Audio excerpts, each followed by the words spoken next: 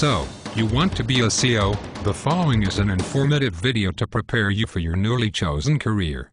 So, you want to be a CO? You want to be a paid hostage. You want to do a thankless job that goes unnoticed to the general public. You want to leave your home every day not knowing if you'll see your loved ones again. You want the chance to have human waste thrown at you by the scum of the earth on a daily basis. Then come on and join us. Join the ranks of men and women who deal with murderers, rapists and thieves for crap wages in an unappreciative public. If you think this is what you're looking for, then you've come to the right place. COs are a rare breed.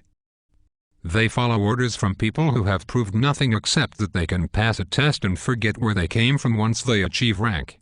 They can't make a move without the fear of every decision they make being questioned, and possibly face disciplinary action or civil liability. They have to walk a fine line between relating to the inmate population and not ticking off their supervisors. Doesn't this sound like an ideal employment opportunity? But wait. There's more.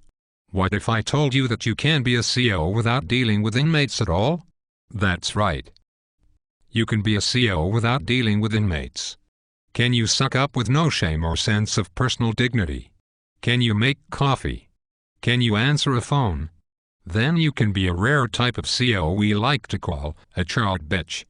Chart bitches are the glue that keeps the department running smoothly.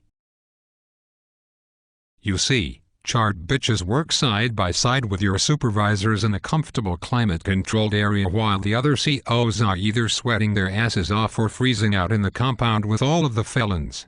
They keep the supervisor's stress level down by doing all those little things that keep the bosses happy. And if you're an exceptionally good chart bitch, you could probably get weekends off no matter what your seniority date is. And the best chart bitches get help from the sergeants and lieutenants on how to pass the sergeant's tests so they too can become the unappreciative and heartless supervisors of the future. We like to call it the circle of life. Now we all know that everyone can be a chart bitch.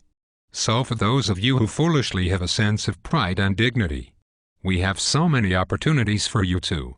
You can work on a gallery much like this one. On a gallery you can watch inmates as they poop, masturbate and slice each other up with homemade weapons we like to call shanks. Can you say shanks? Very good. Shanks can be made by almost anything an inmate can get his hands on.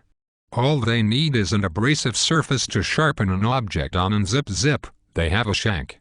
It's not unheard of for an inmate to stab or cut a CO with a shank. And if that happens to you, that's like hitting the lottery. So, are you committed to becoming a CO yet?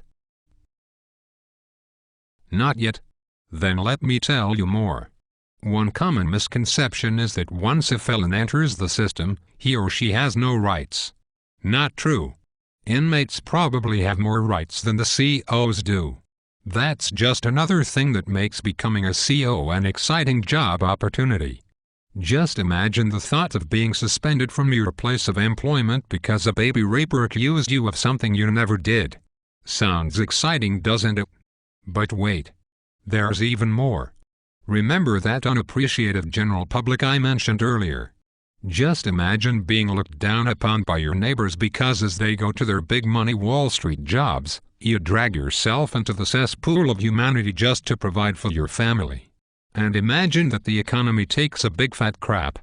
And when that economy takes a crap, those same people who wouldn't have done your job if their life depended on it suddenly wanted you to give up the few benefits you actually had.